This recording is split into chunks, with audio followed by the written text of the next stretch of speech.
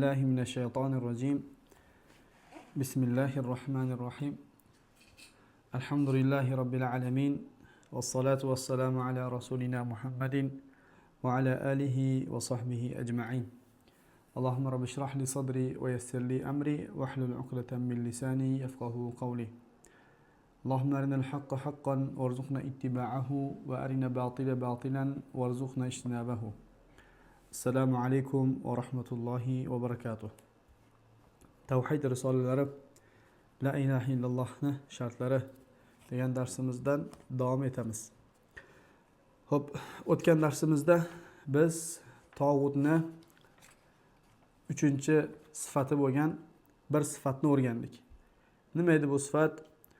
Kurashi Alloh uchun bo'lmagan har qanaqangi yo'l va mana bu yo'l uchun qurilgan armiyalar, lashkarlar, bular tog'utning 3-sifati dedik. Bugun Alloh azza va jallaning izni bilan tog'utning 4-sifati Alloh subhanahu va taolodan boshqa ibodat qilingan narsalar degan bo'limga keldik. Demak, tog'utning 4-sifati nima? Allohdan boshqa ibodat qilingan narsalar bular tog'utdir. Buni dalili nima? Buni dalili Alloh subhanahu va taolo oyat-i karimada aytadiki: "Vallazina ijtanabut taghuta an ya'buduha va anabu ilalloh lahumul bushra fabashshir ibad." Tog'utga qullik, ibodat qilishdan chetda bo'lganlarga va Allohga yo'nalganlarga, Allohga qaytganlarga mujda bor. Fabashshir ibad. Shunday ekan, qullarimni xushxabar bilan xushxabar ber deydi Alloh subhanahu va taolo. Demak, bu oyatdan biz yana bir narsani, tog'utni 4-sifatini chiqara olamiz. Bu nima? Tog'utni 4-sifati Allohdan boshqa ibodat qilingan har bir narsa tog'utdir deya olamiz. Va buni o'rniga yana bir so'z qo'shamizki, Allohdan boshqa ibodat qilingan va mana bu ibodatdan rozi bo'lgan kishilarni tog'ut deymiz. Nima uchun mana bu ibodatdan rozi bo'lganni qo'shdik? Chunki kunimizda va o'tmishda solih bo'lgan insonlar vafot qilib ketganidan keyin orqasidan kelgan mushrik qavmlar ana shu solih insonlarga ibodat qilishgan. Misol uchun Iso alayhissalom solih bir banda, Alloh subhanahu va taoloni quli, Alloh subhanahu va taoloni Maryamga ilqo qilgan ruhi kalimasidir va bu payg'ambardir. Lekin Iso alayhissalom o'lganidan keyin mana shu kunimizgacha bugun bir qancha inson Iso alayhissalomga ibodat qilishyapti. Endi biz mana bu holatda tog'ut faqatgina Allohga ibodat, Allohdan boshqalarga ibodat qilingan narsalar tog'ut desak, bu holatda nima bo'lib qoladi? Iso alayhissalom ham tog'ut bo'lib qoladi. Shuning uchun ulamolar solih kishilarga ibodat qilinganligini ko'rganidan keyin bunga yana bitta so'z qo'shimcha qilishgan, kalima. Nima bu? Tog'ut Allohdan boshqa ibodat qilingan va mana bu ibodatdan rozi bo'lgan kishilar deb mana bu ta'rifni bergan. Bu oyatdan, bu ta'rifdan tushunadigan bo'lsak, Allohdan boshqa o'ziga ibodat qilingan har qanaqangi narsa va mana bu ibodatdan rozi bo'lgan har kim mana shu ma'noda tog'utlardir.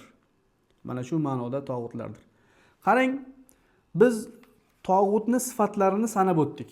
Birinchiga misol uchun qaytadigan bo'lsak, birinchi tog'utni sifati nima edi?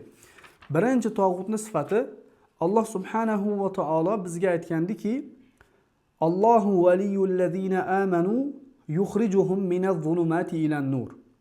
Wallazina kafaru awliya'uhumut taghut yukhrijunahum minan-nuri ila-zulumat. Alloh iymon keltirganlarning valisi, do'stidir. Va ularni kufrni, shirkni qorong'uliklaridan tavhidni va iymonni nuriga olib chiqadi.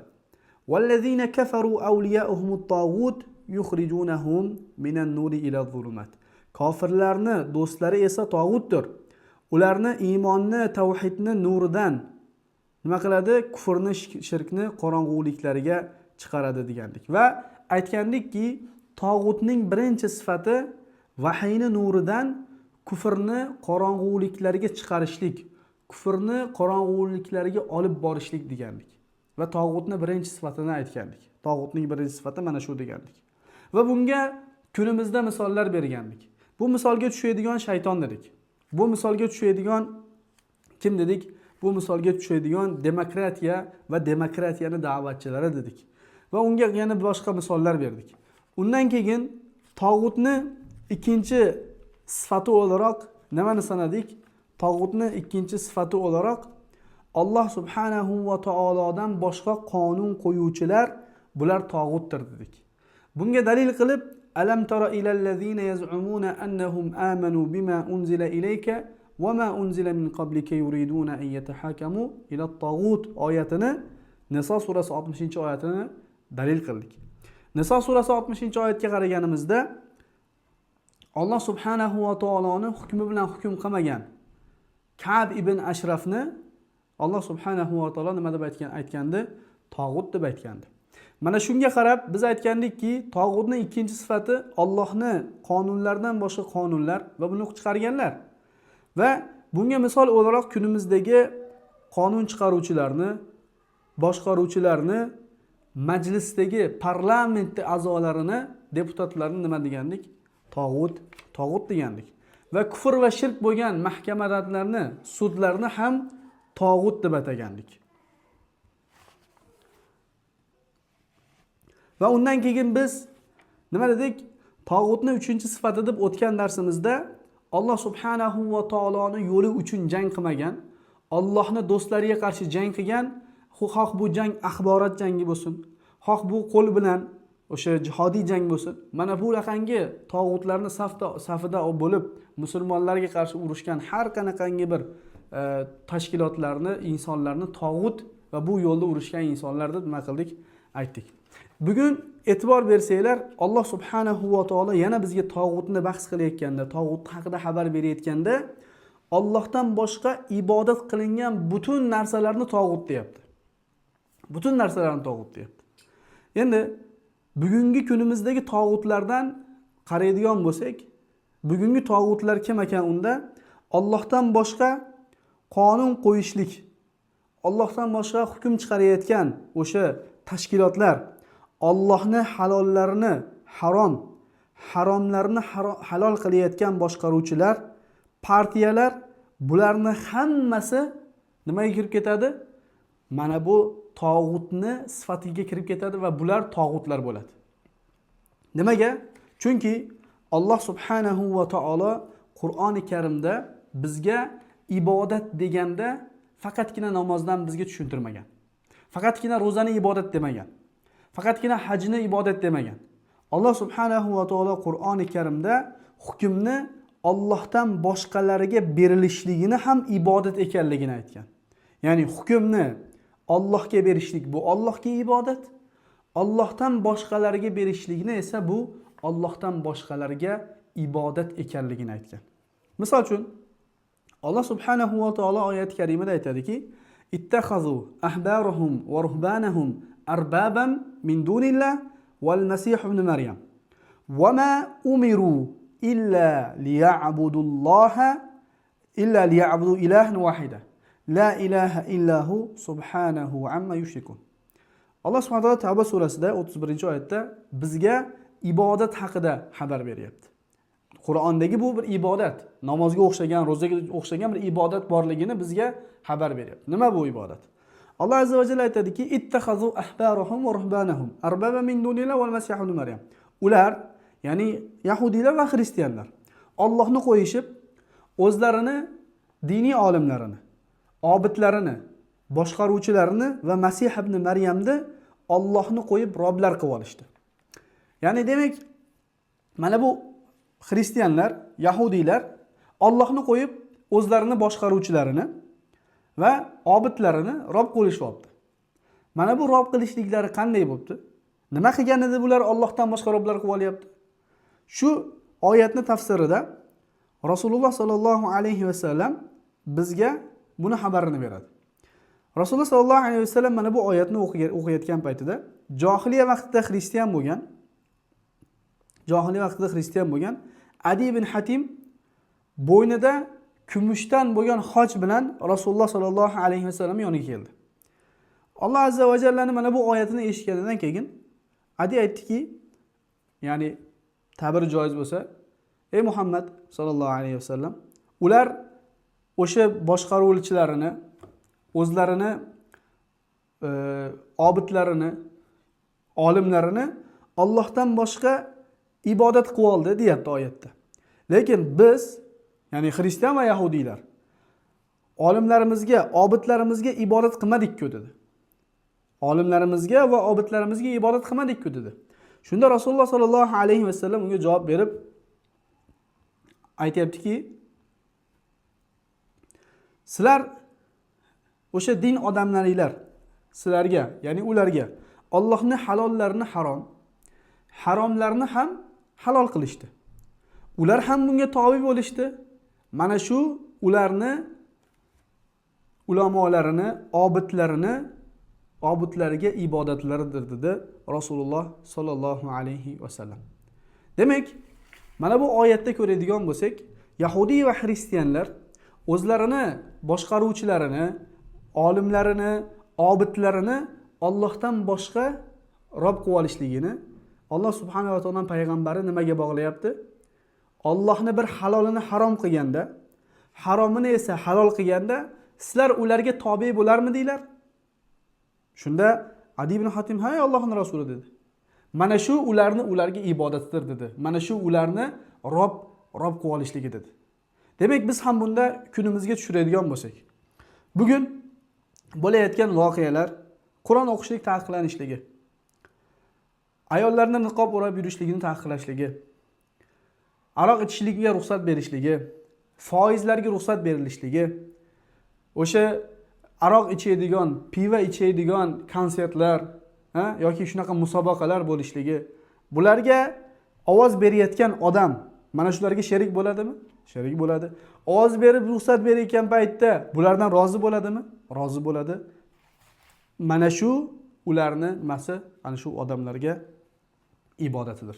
Mana shu qilayotgan ishi ularga ibodatdir. Mana bu odamlar mana shu narsaga rozi bo'lishyaptimi? Rozi bo'lishyapti. Ya'ni saylovga o'z nomzodini qo'ygan odam Alloh subhanahu va taolo kabi men ham qonun qo'ya olaman degan odam. Saylovga o'z nomzodini qo'ygan odam nima degan bo'ladi? Bu odam men ham yer yuzini boshqaraman degan va mana bu ibodatni o'ziga qilinishligiga rozi bo'lgan odam. Chunki hukmni Allohga berishlik ibodat, Allohdan boshqalarga berishlik bu Allohdan boshqalarga ibodat. Buni dalili nima? Alloh subhanahu va taolo oyat karimada aytadiki, "Inil hukmu illa lillah." Hukm qilishlik yolg'iz va yolg'iz Allohga ait. Amara alla ta'budu illa iyyah. Amara alla ta'budu illa iyyah.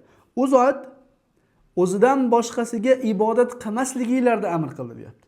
Ya'ni hukmni o'ziga oid ekanligini aytganidan keyin orqasidan nima deyapti? Amara alla ta'budu illa iyyah. U zot faqatgina o'zidan boshqasiga ibodat qilmasliginglarni amr qildi. Ya'ni mana bu hukm haqqini Allohdan boshqalarga berib, hukm haqqini prezidentlarga berib, hukm haqqini parlamentdagilarga berib, hukm haqqini o'sha qonun qo'yuvchilarga berib, unga ibodat qilmasliginglarni, bilaks hukmni faqatgina Allohga berib, Allohga ibodat qilishinglarni amr qildi deyapti Alloh azza va jalla. Demak, mana bu qoidadan, ya'ni tog'utni 4-sifati nima edi? Allohdan boshqa ibodat qilingan har narsa tog'ut edi va bundan rozi bo'lganlar ham tog'ut edi. Bunga ko'ra kunimizda Allohning halollarini harom, haromlarni halol qilayotganlar, bular kimlar? Bular tog'utlar.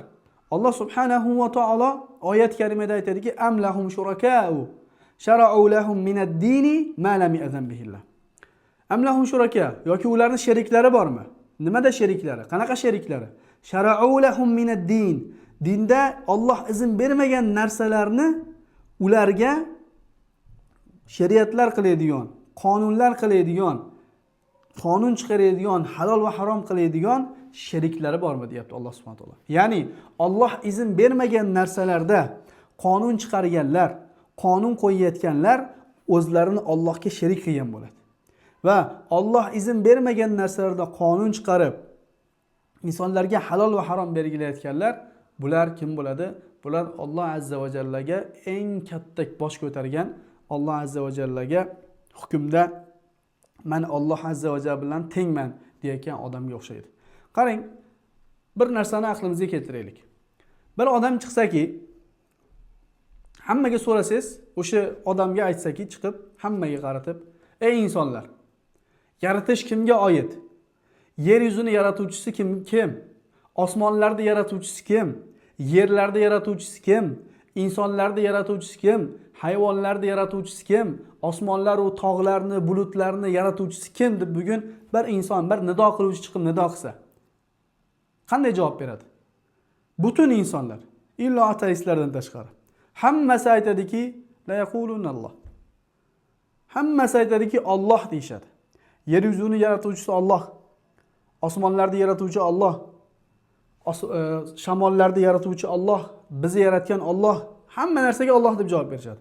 Va orqasidan mana bu nido qiluvchi aytsaki, ey insonlar, mana bu Alloh azza va jalla butun narsani yaratgan ekan. Endi bir odam chiqib, men ham Alloh kabi yarata olaman desa, men insonlarni yarataman desa, men osmonlar va yerlarni yarataman desa, men ham shu ish qilib qo'limdan keladi desa, yoki buni amali bilan ko'rsatmoqchi bo'lsa, bu odamning hukmi nima bo'ladi deb yana mana shu nido qiluvchi hammaga so'rasa, hamma bir ovozdan nima deydi? Bu odam o'zini Allohga teng qilgan bo'ladi. Bu odam o'zini Allohga teng qilgan bo'ladi. Alloh kabi yarata olaman degan odam kofir bo'ladi deb hamma aytadi. Alloh subhanahu va taolo oyat karimada aytayaptiki, e'tibor beringlar. Ala lahul xalqu val amru. Diqqat qilinglar. Xalq qilish ham, yaratish, ya'ni osmonlarni yaratish, yerlarni yaratish, mana bu yerning ichidagi va tashidagi hamma narsani, baliqlarni va insonlarni yaratish kimga oid? Allohga oid. Xalq qilish Allohga oid. Davomida Alloh subhanahu va taolo ajratmayapti. Xalqu val amru. Yaratish ham, amr qilish ham Allohga oid deyapti. Nima degani bu? Yaratish qandayki Allohga oid bo'lsa, insonlarni yaratgan Alloh bo'lsa, ana shu insonlarga hukm qo'yadigan ham Alloh subhanahu va taolo. Osmonlarni yaratgan Allohmi? Alloh. Osmonlarni boshqaruvchisi, amr qiluvchisi ham Alloh. Shamollarni yaratuvchisi ham Allohmi? Shamollarni yaratuvchisi ham Alloh. Ana shu shamollarga hukm o'tkazuvchi ham Alloh. Yomg'irlarni yaratuvchisi ham Allohmi? Yomg'irlarni yaratuvchi ham Alloh. Ana shu yomg'irlarni yog'diruvchi ham, unga hukm qo'yuvchi ham, unga amr beruvchi ham Alloh. Dengizlarni yaratgan zot Allohmi? Dengizlarni yaratgan Alloh. Endi dengizlarga hukm qiluvchi ham, qachon ko'tarilib, qachon pasayishini, qachon toshishligini, qachon sunami bo'lishligini ham amr qiladigan, hukm qiladigan Alloh azza va jalla. Quyoshni yaratuvchisi ham Allohmi? Quyoshni yaratuvchisi ham Alloh. Quyoshga hukm qiluvchi ham Alloh. Quyoshni qayerdan chiqib qayerga botishligi, necha gradus issiq bo'lishligi hammasiga hukm qiluvchi Alloh azza va jalla. Endi insonlarni yaratuvchisi kim? İnsonlarni yaratuvchisi ham Alloh. Endi insonlarga ham hukm qo'yuvchi Alloh azza va jalla. Yerlarga hukm qiluvchi Alloh bo'lgandek, osmonlarga hukm qiluvchi Alloh bo'lgandek, shamollarga hukm qiluvchi Alloh bo'lgandek, dengizlarga, quyoshlarga, oylarga hukm qiluvchi Alloh bo'lgandek, insonga ham mana shu yaratilgan narsalardan eng ojiz bo'lgan insonga ham hukm qiluvchi, halol va haromni belgilovchi Alloh subhanahu va taolo. Nimani o'qishligi, nimani o'qimasligi, nimani yeyishligi, nimani yemasligi, nimani joizligi, nimani nojoizligi, nimani haromligi, nimani mubohligini ham bildiruvchi, halolligini bildiruvchi Alloh subhanahu va taolo. Endi qandayki yaratuvchi men ham Alloh kabi yarata olaman deyotgan odam Allohga kofir bo'layotgan bo'lsa, bugun men ham Alloh kabi qonun qo'ya olaman. Men ham halol va harom belgilay olaman. Men ham insonlarga nimani to'g'riligini, nimani noto'g'riligini bildira olaman deyotgan odam qanday Allohga kofir bo'lmas? Alloh subhanahu va taolo bizga shu narsani bildiryapti. Xalq qandayki yaratish Allohga oid bo'lsa, val amr qilish ham Alloh azza va jallaga nima deyapti? Alloh azza va jallaga oyat karimada oid ekanligini aytyapti. Demak, mana bu oyatdan kelib chiqib bugun hukmni Allohdan boshqalarga berganlardan rozi bo'layotganlar, saylovga o'sha o'zini nomzodini qo'yayotganlar, Allohning halolini harom, haromini halol qilayotganlar, Qur'on o'qishni taqiqlayotganlar, niqob taqishni taqiqlayotganlar, bitta nikohdan boshqasiga ruxsat bermaymiz deyotganlar, aroq ichishga ruxsat berib qo'yganlar, zino qilishga ruxsat berib qo'yganlar, bularning hammasi kim ekan? Bularning hammasi tog'utlar ekan. Bularning hammasi tog'ut ekan. Va yana xuddi shu 4-sifatdan yo'lga chiqib, mana shu 4-sifatdan biz yana ayta olamizki, bugun Alloh subhanahu va taolodan boshqa foyda va zarar ulardan kutilayotganlar, bu tosh bo'lishi mumkin, bu qabrlar bo'lishi mumkin. Boshiga biror bir muammo kelgan paytda duo qilinayotganlar, ulardan madad, yordam so'ralayotgan o'liklar, bularning hammasi nima ekan? Bu ham tog'utga kirar ekan. Bularning hammasi tog'utni ichiga kirar ekan. Nimaga? Chunki Alloh subhanahu va taolo duoni ibodat ekanligini aytayapti. Bugun bir inson boshqa bir muammo kelganda, ishlari yurishmaganda yoki biror bir qiyinchilikka tushib qolganda nima qiladi? Qo'l ochib duo qiladi. Ey Allohim, mana bu muammoni, mana bu ishim yurishmayotgan narsani sen hal qilib ber deb qo'lini ochib Allohga duo qiladi. Mana shu duosini ibodat ekanligini Alloh subhanahu va taolo oyat karimida aytadiki: "Va qala robbukum ud'uni va qala robbukum ud'uni astajib lakum." Robbilar shunday buyurdiki, menga duo qilinglar, sizlarga ijobat qilay. Innal ladzina yastakbiruna an ibadati sayadkhuluna jahannama dakhirin. Hech shubha yo'qki, menga ibodat qilishlikdan shibrlanganlar xor bo'lgan holatlarida jahannamga kiradilar deyapti. Alloh subhanahu va taolo menga duo qilinglar, ijobat qilay degandan keyin orqasidan nima deyapti? Innal ladzina yastakbiruna an ibadati. Menga duo qilishdan, ya'ni menga ibodat qilishdan kibrlanganlar deyapti. Bu oyatdan tushunamizki, duo nima? Duo bir ibodat.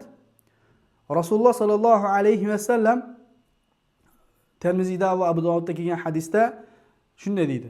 Aytadiki, ad-duau mukhul ibada. Duo ibodatdir deydi. Mana bu duo ibodatdir degandan keyin yuqorida o'qiganimiz innallazina yastakbiruna an ibadati sayadkhuluna jahannama dakhirin oyatini o'qiydi. Shubhasizki, menga duo qilishlikdan kibrlanganlar oyatini o'qiydi. Demak, mana bu oyatdan ham tushunamizki, duo bir ibodat. Endi mana bu duo ibodatini kimdir qiynalib qolganda Alloh azza va jallaga qilar ekan? Kimdir qiynalib qolganida qabrlarga borar ekan, jinlarga duo qilar ekan, mozorlarga borib shikoyat qilar ekan. Bularning hammasi nima? Ibodat. Bularning hammasi ibodat.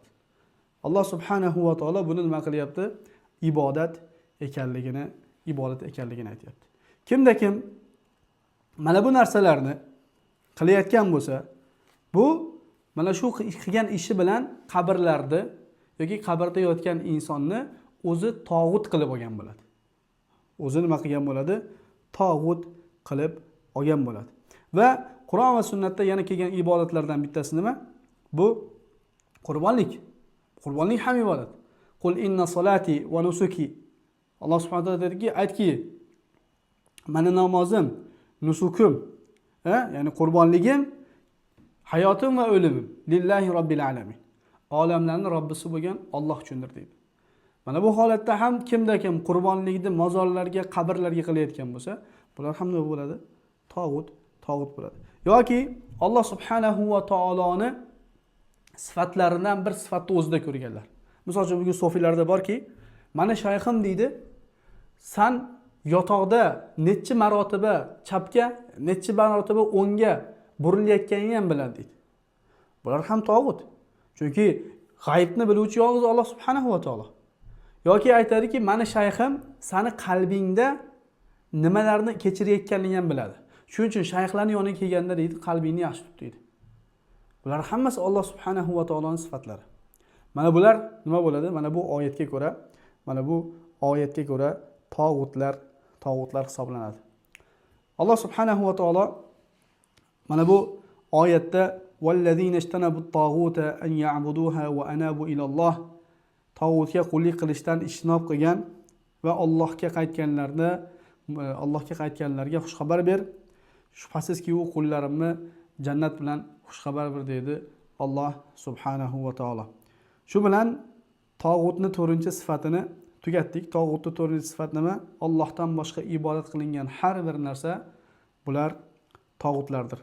Alloh azza va jalla nasib qilsa keyingi darsda, ya'ni bitta darsimiz bor. Tog'utni inkor qilishlikka zid bo'lgan holatlar haqida gaplashib, ana shundan keyin tog'utlarni qanday inkor qilamiz, shu mavzuga o'tamiz. Subhanakallohumma va bihamdika ashhadu an la ilaha illa ant va astaghfiruka va atubu ilayk va akhiru da'wana anil hamdulillahi robbil alamin.